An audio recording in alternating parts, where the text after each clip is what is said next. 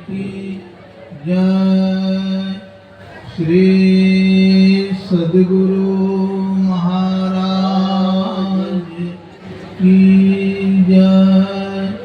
श्री सद्गुरु महाराज की जय। मंगलमूर्ति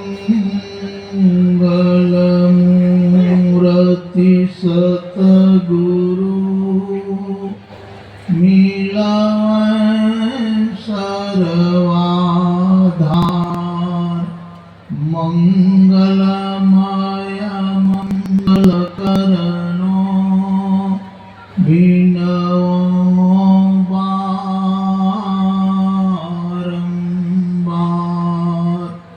ज्ञान उदधियरु ज्ञान घन सद्गुरु शंकर रूप।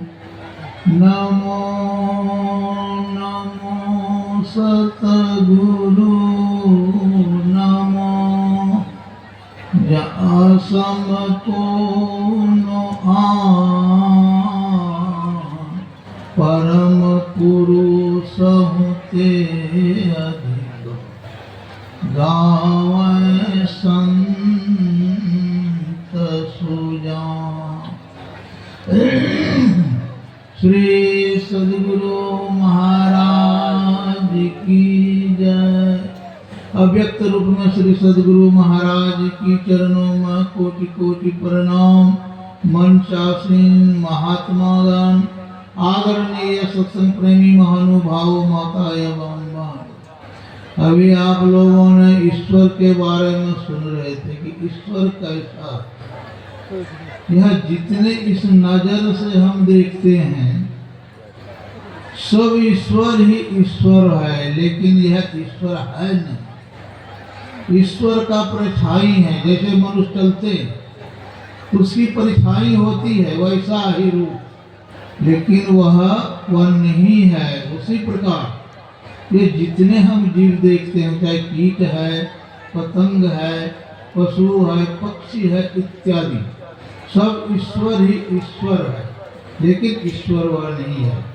ईश्वर तो हमारे अंदर में है। ईश्वर सर्वव्यापक होते हुए हमारे अंदर में भी है। अपने अंदर में आपको प्रवेश करना पड़ेगा। कैसे प्रवेश करेंगे?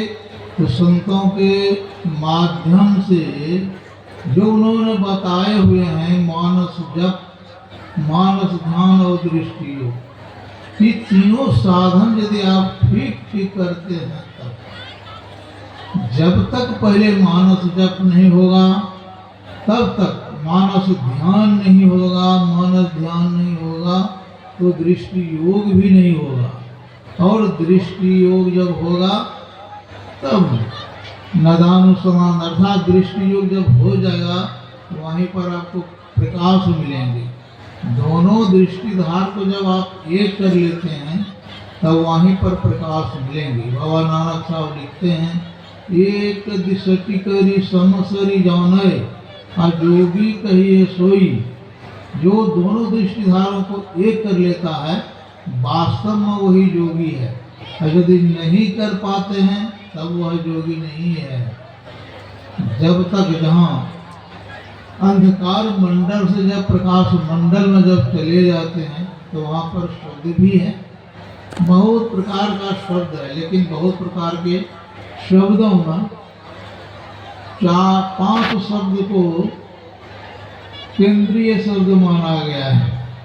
कि स्थूल और सूक्ष्म का जहाँ केंद्र है वहाँ पर एक शब्द होता है, सूक्ष्म और कारण का जहाँ संधि है वहाँ पर भी एक शब्द होता है, कारण और महाकारण का जहाँ संधि है वहाँ पर भी एक शब्द है, महाकारण और कैवल के संधि जहाँ है वहाँ पर भी एक शब्द होता है, और जहाँ परमात्मा का वासा है वहाँ पर भी एक शब्द है। तो केंद्रीय शब्द के ये 4 शब्द तो केंद्रीय है, और एक शब्द जो है वह निर्गुण निराकार का शब्द है।